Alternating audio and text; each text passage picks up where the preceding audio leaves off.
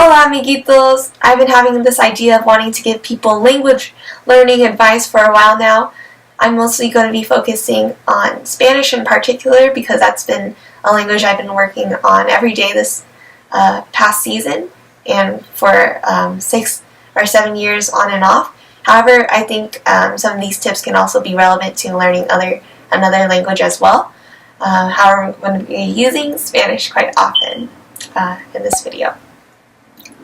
So my story is that I grew up in states that had a huge Hispanic community. A lot of my best friends were Hispanic growing up. I also had a lot of influential people in my life who spoke Spanish, and aside from just having to take it in class as a foreign language. My mom definitely encouraged me into taking Spanish because and I think it was a great idea. It was a great decision because it is the second most widely spoken language in the world. And so I mostly did it because what motivated me more towards it was just the connection I would get with other people, and I really valued that. And still do, of course. So I'm still working on it. I classify myself as at an advanced level, not quite fluent. It takes about, I heard, 10 years to become fluent in a language from someone else, so I'm almost there. But I'm not beginner or intermediate. I hope with these tips that I give y'all, it'll help you in your journey as a beginner, going to intermediate, or going from intermediate to advanced, or maybe even fluent, depending on how hard you work for it. I definitely have a passion for Spanish, so that's, and if you have a passion for it, you're willing to suffer for it. So my first tip is definitely speaking to other people. It's obvious, but one of my inspirations was my Peruvian friend who could not speak English, and she could only speak Spanish, so I wanted to communicate with her, and she would teach me, but definitely her friendship was what motivated me beyond just wanting to do well in my class and get an A. Having her friendship definitely drove me to want to become advanced or intermediate or at that time, but now advanced, but now I want to become fluent. So definitely having those friendships stirred me on, and I really enjoy it when people correct my Spanish, because with learning a language you're going to make mistakes, and that's okay because you're going to learn from those. So tell people to correct your Spanish, or the language that you're trying to learn when you're talking with a native speaker.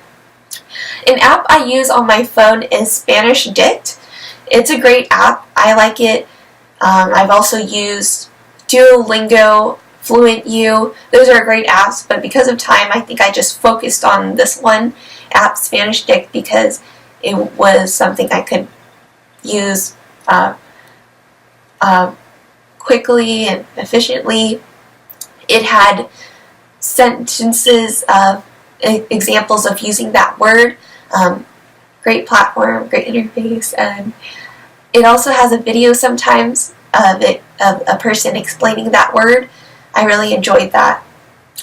You can favorite it, and additionally, it also tells you what this word means in this country and what the same word means in another country, because sometimes there are cultural differences such as that. Not for all words, but definitely for some.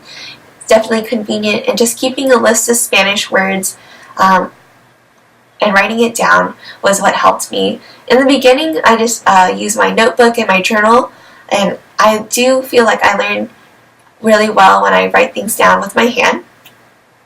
However, when I use my phone now, just by taking notes in my apps, I can control find it. I take my phone with me everywhere. So, when I'm using that app, that Spanish dictionary app, I can just look at it right away and transfer it over into my notes section of my of that list that I'm keeping of new words. Another piece of advice, probably are already doing this, if not, is flashcards.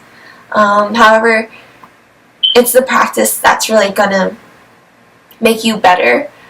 A person I know who is fluent, knows many languages, one thing she did, she grew up in a border town, so she's translating quite often and learning Spanish that way. But she focused on just taking one or a few words each day and just saying, I'm going to practice this one word or these 3 words today or these 3 words tomorrow. So just taking it step by step. And also with these tips that I'm giving you, they're going to be quite a bunch.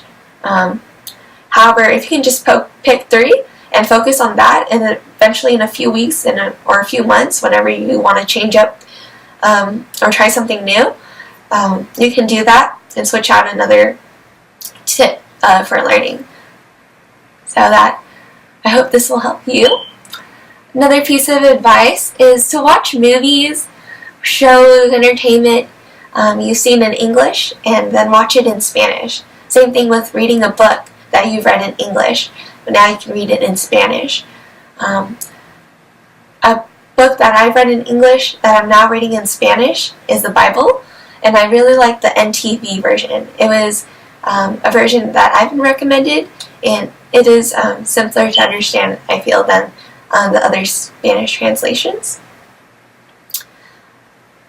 Last thing for this video, till the next part to be continued, is watching blogs by Spanish speakers. A lot of them are entertaining.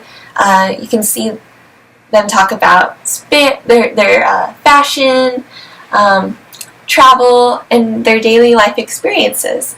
So I hope these tips will help you and that you'll watch the next video for more. Thanks!